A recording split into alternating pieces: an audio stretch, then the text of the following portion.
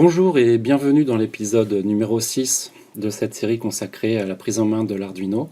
Nous allons introduire dans ce numéro de nouvelles fonctions, notamment l'utilisation des entrées analogiques et aussi des nouvelles fonctions dans le programme. Alors on va voir ça tout de suite. Dans un premier temps, il faut connecter le potentiomètre à la carte. Donc là j'ai choisi de faire une connexion directe. Le potentiomètre, on a 3 bornes. 2 bornes extrêmes et la borne centrale qui revient à avoir un pont diviseur de tension. Alors, les 2 bornes extrêmes, à savoir le fil blanc, le fil violet, vont être mis sur le pin GND pour avoir la référence à 0 V et sur le pin 5 V. Donc comme ça, on a une tension de 5 V entre les 2 bornes extrêmes du potentiomètre.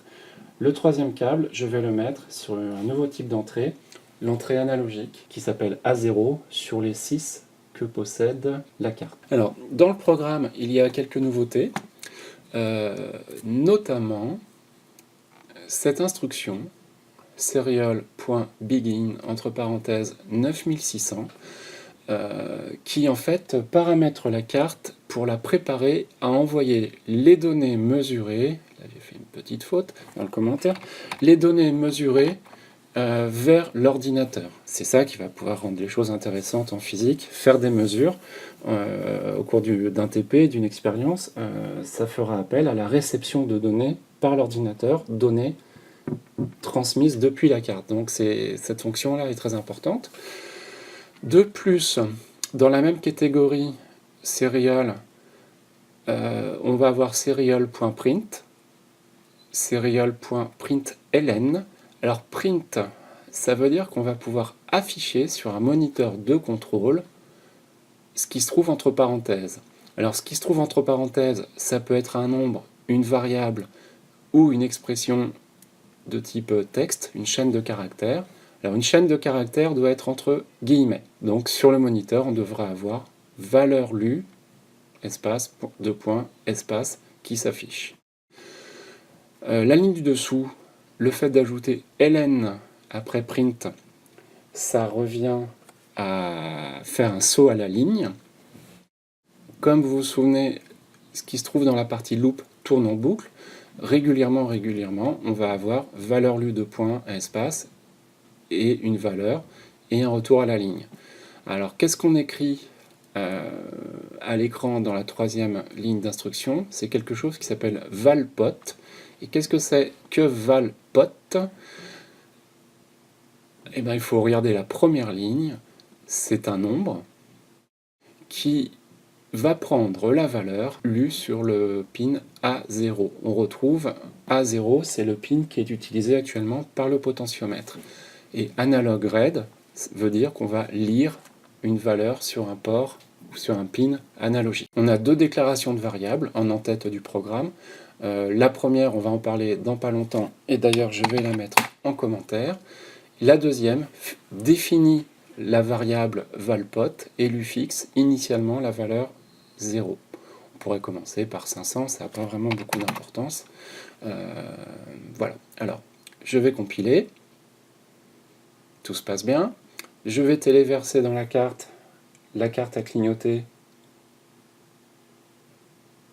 C'est bon. Et maintenant, il faut aller chercher quelque chose que nous n'avons pas eu l'occasion d'utiliser, c'est le moniteur série.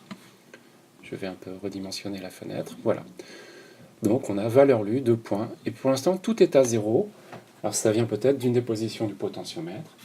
Donc je vais manipuler le potentiomètre et on voit que la valeur change. Donc un petit tour, encore un. Donc la valeur qui s'affiche sur l'écran est directement liée au résultat du pont diviseur de tension. Alors on a 2 valeurs extrêmes, 0, 1023. Donc on a 1024 valeurs quantifiées qui vont de 0 V à 5 V et qui sont récupérées par la carte sous les valeurs 0 à 1023. On a une autre option, donc je vais fermer le moniteur pour visualiser un petit peu autrement. C'est le traceur série qui va permettre de visualiser sur un graphique de façon plus classique. Voilà, je vais mettre au maximum, je vais mettre au minimum. Et si j'ai envie, je peux changer manuellement la valeur de tension, qui est toujours interprétée par la carte comme des valeurs entre 0 et 1024. Mais vous voyez qu'on commence à apercevoir la possibilité d'un oscilloscope, ou si on branche un spectrophotomètre qui a une sortie de tension entre 0 et 5 volts, et ben on peut envisager un suivi cinétique. Si on utilise un conductimètre qui est aussi une sortie 0,5 volts, on peut envisager des acquisitions de données avec la plupart des appareils de TP. Voilà, c'est ça qui va devenir intéressant avec la carte en situation pratique. Maintenant, on va essayer d'associer la valeur lue par la carte, qui dépend de la position du potentiomètre, valeur lue sur l'entrée analogique, pour contrôler la rapidité du clignotement d'une diode. Donc on va revenir à un programme qu'on avait vu à l'épisode numéro 3, et on va l'améliorer, le compléter, avec les instructions qu'on vient de voir dans cette première partie de la vidéo. Voilà, donc j'ai changé de programme, j'ai pas modifié le montage du potentiomètre, et on va pouvoir maintenant examiner l'association potentiomètre-diode. Alors, qu'est-ce qui est nouveau dans ce programme? Eh bien, pas grand-chose, on va retrouver des choses qu'on a déjà vues. Notamment dans la partie paramétrage, on va fixer la diode numéro 13 en mode sortie de tension, d'où l'utilisation de la valeur output. Voilà. Dans la foulée, on va fixer la première valeur en position haute. C'est donc cette diode, initialement, dans le programme, sera allumée. Ensuite, on va retrouver valpot, qui est la valeur comprise entre 0 et 1023, lue sur l'entrée analogique 0, donc d'où le A0, d'où le analogue red. C'est le potentiomètre, la position réelle du potentiomètre, qui permet de faire varier la valeur entre 0 et 1023. Ensuite, on va fixer un délai d'attente qui va devenir égal à la valeur lue sur le potentiomètre, sur l'entrée A0 grâce au potentiomètre, et on va faire clignoter la diode, comme on l'a vu précédemment, avec un délai qui cette fois est variable et qui est égal à la durée contenue dans l'expression attente. Et donc si on remonte, valpot c'est une valeur comprise entre 0 et 1023, attente est donc égale à une valeur comprise entre 0 et 1023, et donc entre les diodes, on devrait attendre entre 0 millisecondes et 1023 millisecondes. Donc, je vais téléverser le programme dans la carte. En tournant le potentiomètre, je change la valeur lue sur l'entrée analogique, valeur comprise entre 0 et 1023, ce qui permet d'allonger le délai